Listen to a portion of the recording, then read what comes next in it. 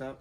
We're working on Sam's 4-liter Jeep Wrangler, and we got the map sensor unplugged. Map sensor's right here. Here's the connector. The purple wire should be the like sensor, like the reference voltage. So we're gonna test that real quick.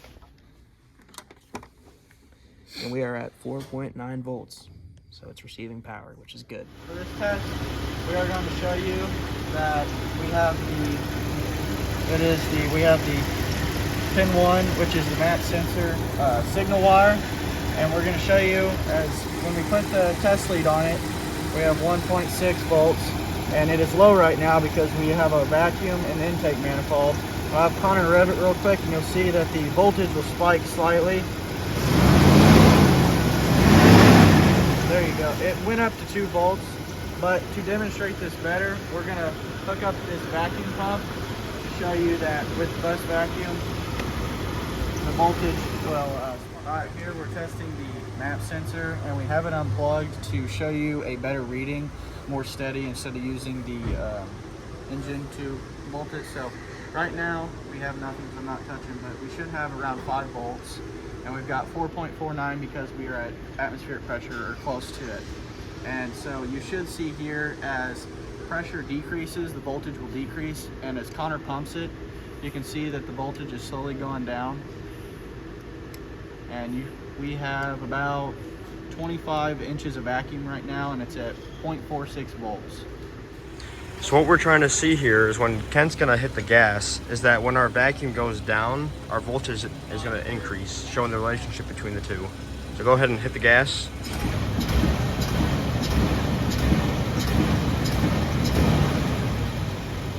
So as we've seen there, we got down to 1/2 inch of vacuum, and then the map sensor voltage got all the way up to 4 volts at one point.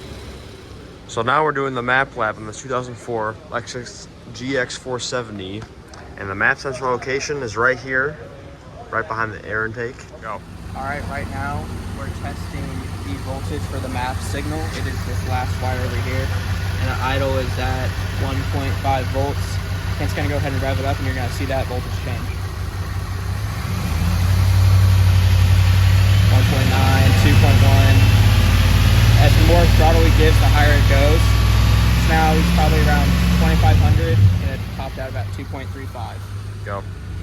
All right, for this one, we're going to show you guys that we have our map signal, and it's in grams per second. And right now we are at 4.9, which is a good reading for this because we have a V8. And we're going to, as we increase the throttle, you can see on here that it will increase the grams per second.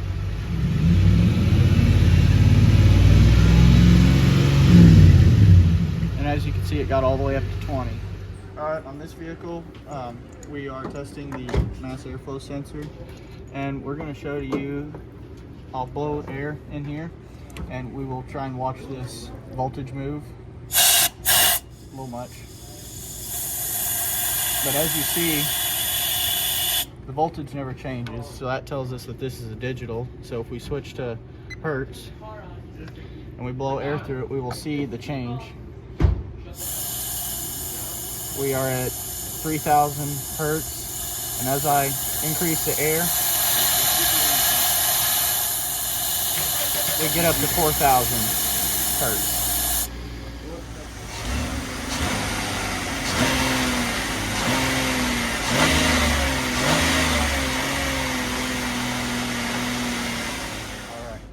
So as you can see here, and probably can hear in the background of the video, we were goosing the throttle, and you can see we've got voltage spikes.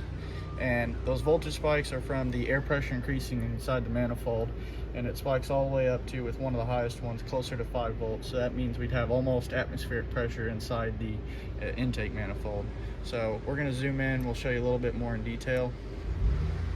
All right, for here, we have that would be our C channel hooked up to our map sensor. And this is showing us, since this is a digital map sensor, it is showing our on and off time with the frequency. So the lowest here, you can see right there, and then this is our on time and our off time. So it's showing the on and off of the frequency of shutting it on and off. And the voltage difference is 4.747.